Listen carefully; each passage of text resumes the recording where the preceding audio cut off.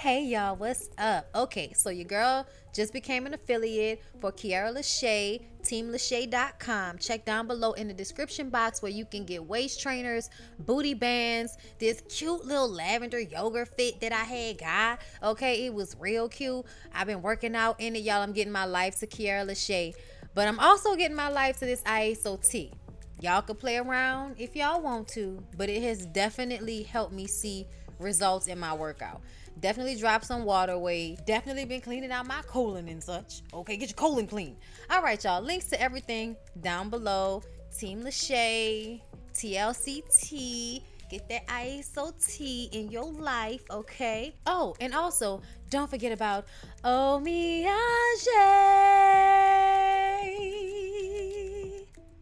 Get you some. Hey everybody, it's your girl Bondy Blue, and I am back for a new show review, y'all. P-Valley on Stars. Y'all, I'm obsessed. like, I'm obsessed. Like, I'm gonna just go ahead and tell y'all the truth. One of the main characters on the show, Mercedes, I am thoroughly invested. Okay, like, don't meet me in person.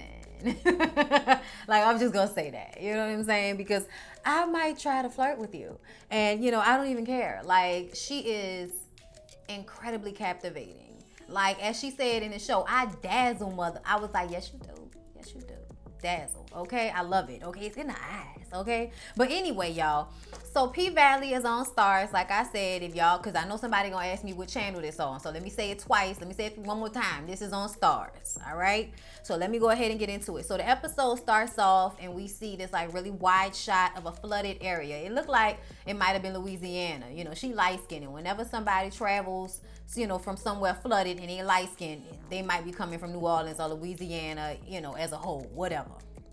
But we see her and she's dirty and bruised, and she pulls this luggage, this suitcase, from this swampy water, and she opens it, and inside her expensive clothes are all still intact. So she takes it, and then we see her get on a bus, and she has a bus lip and a black eye, I think, just obviously somebody that's been recently beaten. Okay, when they take a break on the bus, she is smoking a cigarette and she sees this purple light, a pink light in the distance.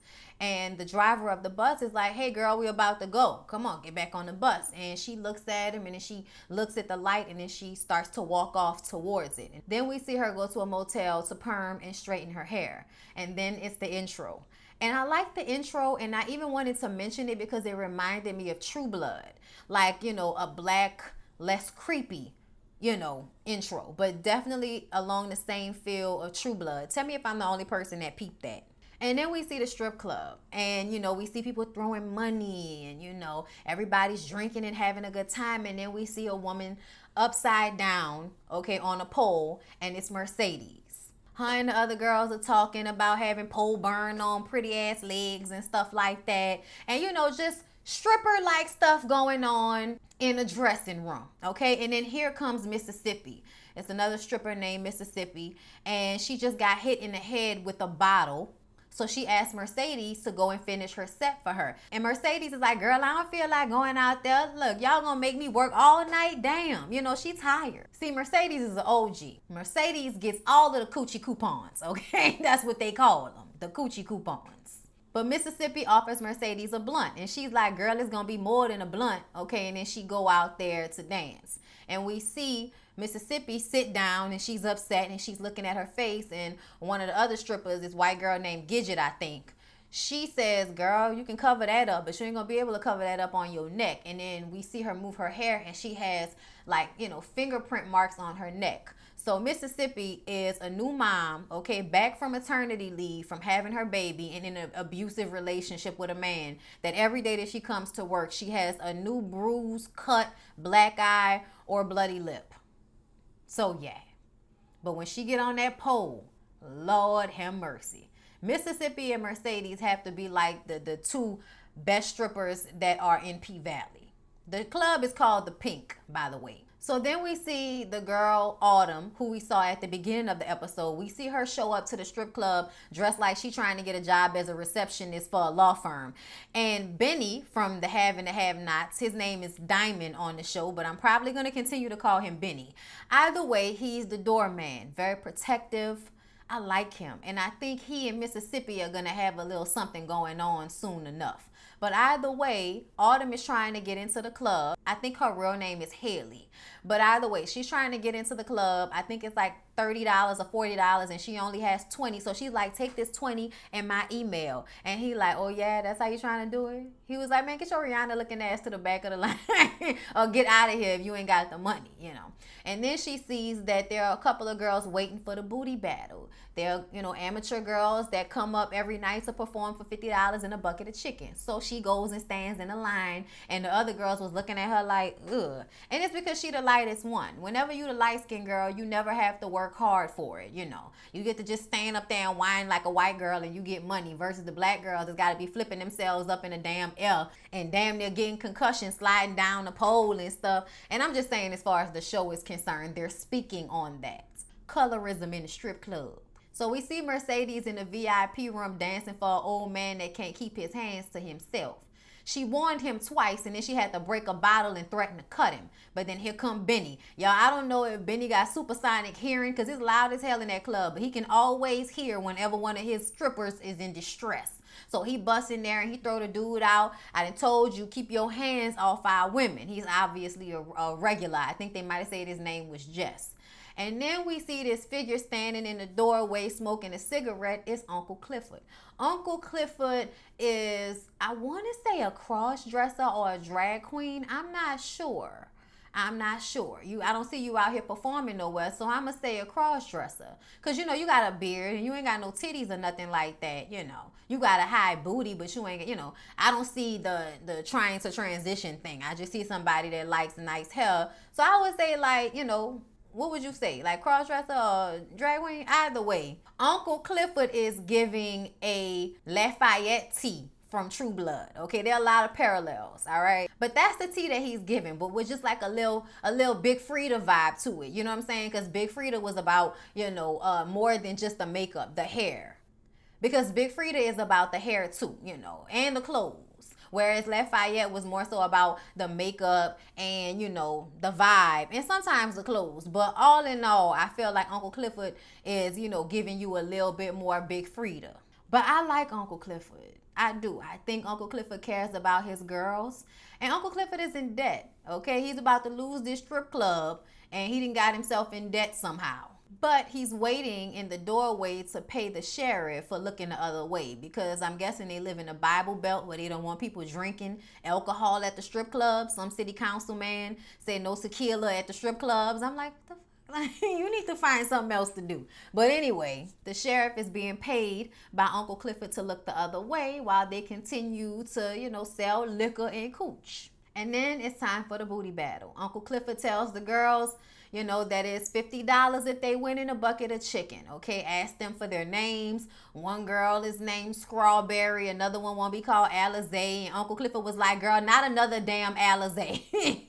Okay, everybody won't be called Alizé. Blue Cinnamon was another girl name. I was like, oh, Blue Cinnamon. I like that. And then Autumn says, you know, my name is Autumn. Okay, but she got to buy her stripper wear from in-house because, you know, like I said, she came in there looking like she was trying to become a receptionist instead of a stripper. So they give her the little discount so she can get her some floss. And when she's going to change her clothes, one of the girls is like, is that Yves Saint Laurent? And she pronounced it wrong. But she was like, Yves Saint Laurent? Yes. And it's like, oh girl, you ain't got a pot to piss in or a window to throw it out of to be out here like correcting somebody with a boot in your mouth. But I think that's when Mercedes noticed her. Mercedes goes into Uncle Clifford's office to give him a flyer for her last Mercedes Sunday show. Because on Sunday nights, Mercedes is in there tearing the club down, getting all of the money, okay? All of the money. And she's retiring so that she can go full-time as a dance teacher, which is giving you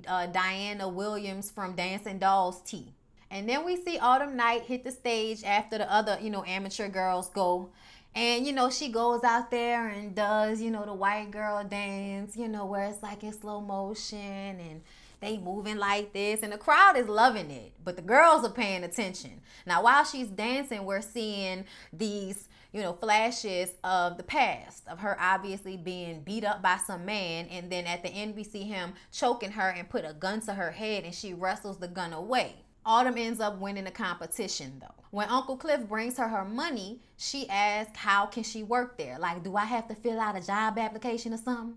And Mercedes is like, bitch, what? No. Like, this is a strip club, bitch, not a Walmart.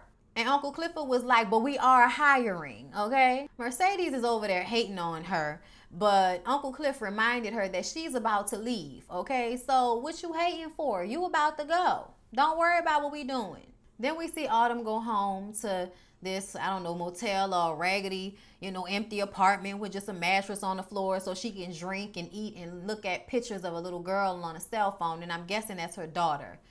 And while she's fumbling around, she spills alcohol on the phone, and the phone, is broken, and then it goes off, and she screams because I'm guessing that was her baby. Now, I don't know what happened to her baby, but it's obvious, that was the last thing of the baby that she had.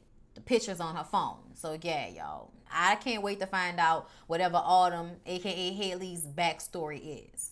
Then we see Mercedes at church, y'all. Her mom is an aspiring pastor, all right, doing the most. Hallelujah, doing the most, okay? Yeah, got the church all bucked up, everybody except for the pastor. The pastor is standing there looking at her.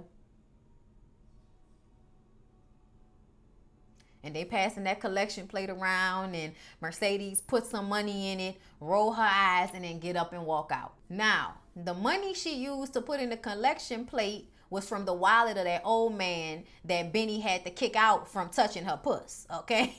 So she pulled the wallet open. You can see his ID, and he's sitting across the way from her on another pew, and he sees it, and she like, okay, look, I'm going to pay these tithes with your wallet, since you can't listen when I tell you don't touch me. You know what I'm saying? I was like, all right.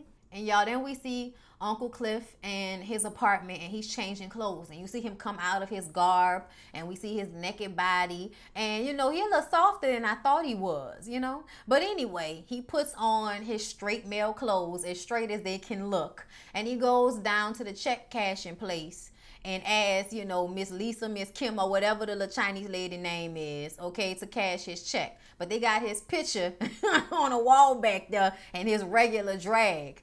And apparently he done gave them people checks that have bounced several times, so they won't cash his check. So Miss Kim tell him that if he don't come with real money, that he probably gonna lose his business. Little slick talk. You can tell it's some animosity.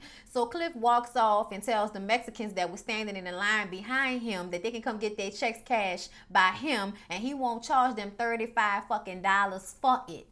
And then we see Mercedes, and she's a dancing coach, y'all. This is when she's doing her Diana Williams and making the girls do 50 toe touches. And then her mama comes asking for more money. And her mama's like, I can't believe that I let you put your booty money in the church's building fund. And Mercedes like, you didn't seem to mind when I put that money in them accounts so y'all can get that loan. Okay, you got your pulpit and I got mine. So it's obvious that her mom is one of those sanctified, filled with the Holy Ghost users. People that throw God in everybody's face, but really they ain't no better than nobody else. They just as terrible as anybody else on the street, but they just dress it up in God to make themselves feel better about how terrible they are. Kind of reminds me of Tara's mother off of True Blood. Y'all remember that? Her mama was an alcoholic and crazy, and then she found that pastor and became, the mother of the church and all of that after she had hit Tara over the head with a bottle and been a terrible mother to her whole childhood. Child, that's what I see when I look at Mercedes' mom. So everybody meets up at the club on Sunday afternoon before they open up for the night. And Cliff is telling them that they raising prices at the door, at the bar, everywhere. Okay, because he has to make up for the money he has to pay back. Then we see this little, animosity or beef between the bartenders and the strippers, specifically Mercedes for not showing up at the end of the night to tip out. So I'm guessing all the strippers show up and give a percentage of their money to the house so that they can pay the bartenders as well. They got one little bartender, I like the way she talk. the main one who was talking and getting in Mercedes' ass. Okay, and then later on was helping Autumn see which men in the club were the ballers and which ones were perpetrating, because the episode is called Perpetrating. So that was what the main focus was to show us that everybody in one way or another is perpetrating. Here come Mississippi busting in with her baby and another bruise on her face. And Gidget takes her baby while Uncle Clifford tries to, wipe some of her bruises up and tells her, I used to have a man that beat on me and I Al Greened his ass and I never had another problem from him. And that's pouring hot grits on the man. Okay, I don't know if y'all know, but back in the day, Al Green kept cheating on his wife, so she poured hot grits on him. Had burns all over his chest because of that. He also tells Mississippi, don't let these niggas take her money. Girl, I don't know what's wrong with you. This your face. Your face is your money, and if you let that nigga take this from you, I don't know what you gonna have. I was like, you ain't never lied. The club opens and the fun begins, okay? And we see that now Cliff is taking the check cashing places business, okay? He cashing checks and selling Parmesan wings. I was like, you better do it. Meanwhile, his money man, got a raised eyebrow to everything that's going on around here because he know the money situation is bad. I haven't caught his name yet, but he's always walking around with suspicious looks on his face. And y'all, then we see the real perpetrators, okay? The niggas that want to be rappers that pull up to the club with their little, trash ass song on a USB and a brick and $4,000 in a fake Louis V duffel bag trying to act like they got buku money for the strippers, okay? So they going in the club at the same time that Mississippi is getting ready to go out there on stage. But she was breastfeeding her baby and Benny came back there, and that's when I was like, yeah, something gonna happen between them because he offered to take care of her abusive old man for her. And she was like, no, I don't need that on your conscience or mine. I'm going to be all right. So when she was getting up to go dance, he was like, give me the baby. And, he took care of the baby while she was on stage. And when she went on stage, you could see the click happen, the switch over happen. A lot of these girls seem to find their strength and their confidence when they get up there on stage. And I totally get it. I feel like if, my daddy wasn't in my life, I'd have probably been a stripper. So I'm just saying, okay? And so she gets up there, y'all, and she tears that shit down, okay? Then we see Lil Murda and his posse trying to come in the club, but Benny was like, I don't know who you are. Get your little ass to the end of the line, okay? Uncle Cliff asked Mercedes to show Autumn the ropes. Now, she didn't really want to do it, but he was like, bitch, you about to leave anyway. You might as well show her. So she does. She's walking around the club.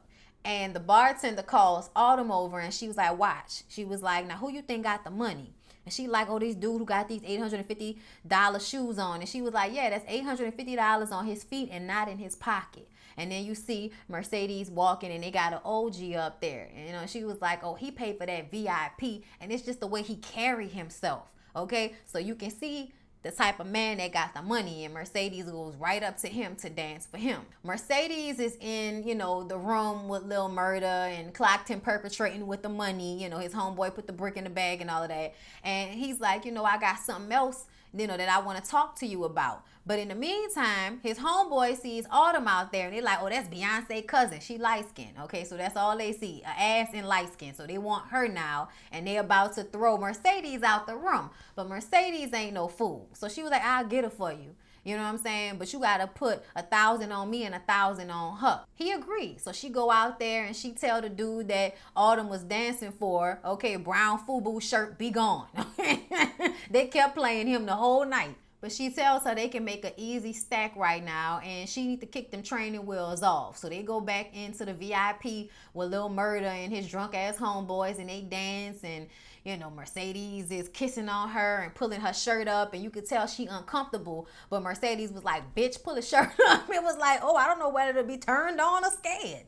But either way, while they're dancing, one of the dudes is like, hey, light skin, look at me. And she wouldn't look at him and then he grabbed her. Then Benny comes running in and says, don't make me have to wrap nobody balls around their neck. And Mercedes was like, we good in here, Diamond, we good, And that's when Lil Murda says that he wants to show her something. So they go into the paradise room. I thought they was gonna have sex, but he wants her to listen to his song and see if she'll perform to his song. But she don't like it. She got artistic integrity, so that nigga could keep his money. His lyrics is whack and the song too slow. He ain't got enough beating his cadence for her. When they go back into the room with everybody else, one of the homeboys is grabbing on Autumn again and she's like, get off me, obviously having a little post-traumatic stress from being in an abusive relationship. And then Benny comes in and whips dude ass. So when she runs out, Lil Murda runs out behind her and ends up running into Uncle Clifford. He kept trying to talk to Uncle Clifford, but Uncle Clifford couldn't hear him. So they go into Uncle Clifford's little private room. And then Lil Murda starts to flirt with Uncle Clifford because he wants his song played. He was saying that he was trying to apologize to Autumn, but with everything going on, you know, he could be in here complaining right now. And Uncle Clifford was like, what you got to complain about? We got light skin, we got dark skin, we got red hair. You know, we got everything in here. Everything a man could want. And that's when Lil Murda says, you might have what I need. And this is when we notice that Lil Murda has sex with everybody. He said that's why they call him Lil Murda, okay? Because he murders everybody, okay? You can equal opportunity receive this dick. And I was like, oh Lord, I was taken aback. But that got Uncle Clifford to give the DJ his song. Autumn ran outside to try to catch her breath, and this man who's taking pictures creepily, okay, walks up to her to ask if she's okay. And she, you know, is kind of frightened, but she like, I'm okay, I'm all right. I'm just getting my breath and get a little stuffy in there. And she asked him, was you taking pictures of me? And he like, no, I'm a real estate agent. He was like, you know, this little part of town be dead during the day, but it comes alive at night. And I'm like, something ain't right about him. But either way, his name is Andre Watkins, and you can tell that Andre Watkins is about to be Autumn, aka Haley's love interest. He seems to be a square. He has no vices that we know of. At least that's what he tells her. She asked him to come into the strip club, but he was like, nah, you know, I'm straight off that, you know.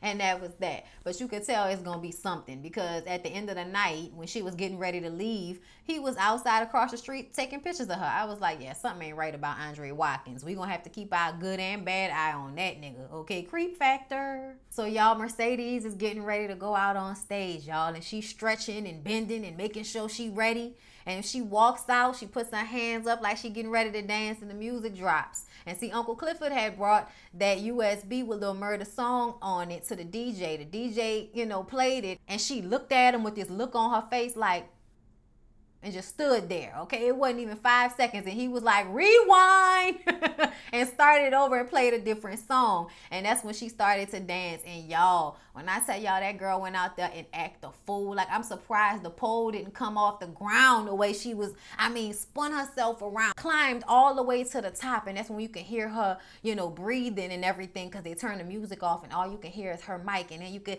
see her sliding down and stopping herself. I was just like, damn. Like, I mean, her pole skills were impeccable, like crazy. When she was on the side of it and going like that, I was like, oh my God. I was like, I threw all of the money I had at the stage right then.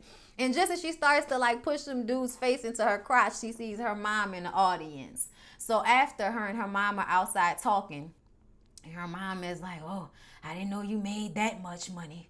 Oh, I see how you use your abundance. And she starts calling her a hoe. You know, and saying that, oh God, why have you forsaken me to give me a hoe for a daughter? And she was like, I ain't never been a hoe. And she was like, didn't I teach you that your body was a temple, Mercedes? And she was like, yeah, you taught me it was a temple when you told me to go out there and bend over in front of them old men so we can get breakfast from the Waffle House. Okay, so yeah.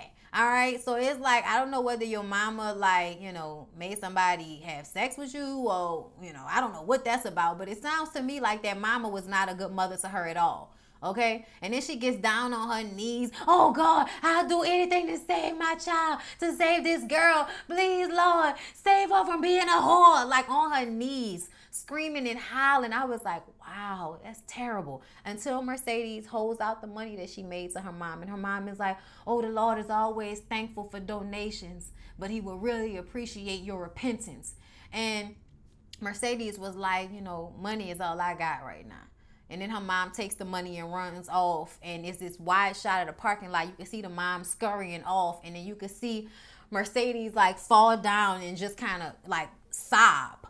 It was so sad, y'all. And it's like, well, now we understand. We get it. That mama is something else. So Mercedes goes to tip out, and she checks the DJ about playing Lil Murda's song. And he was like, you need to talk to your boss about that. That was Clifford's request. And, you know, of course, she ain't about to check Clifford about that because he just brushes her off. But she tells him that her mom came out there and she gave her mom the money. And this is something that's obviously happened, you know, 1 or 2, 3, 4, 5 more times than it's happened now, okay? Because he was like, oh, she was out there again, huh?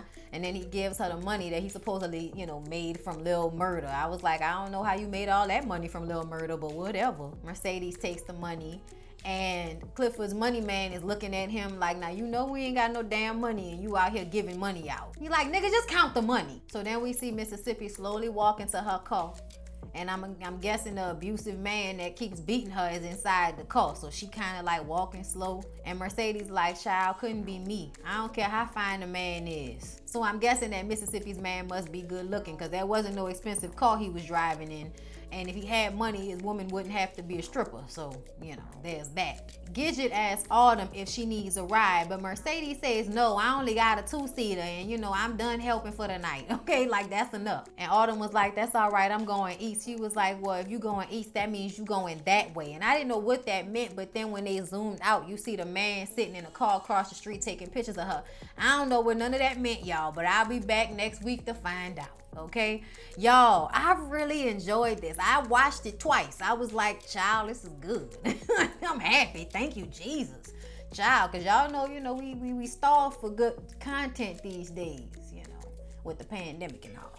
But anyway, I hope y'all enjoyed this review. Please don't forget to like, comment, and subscribe to my channel if you have not already. And I will see y'all in the next one.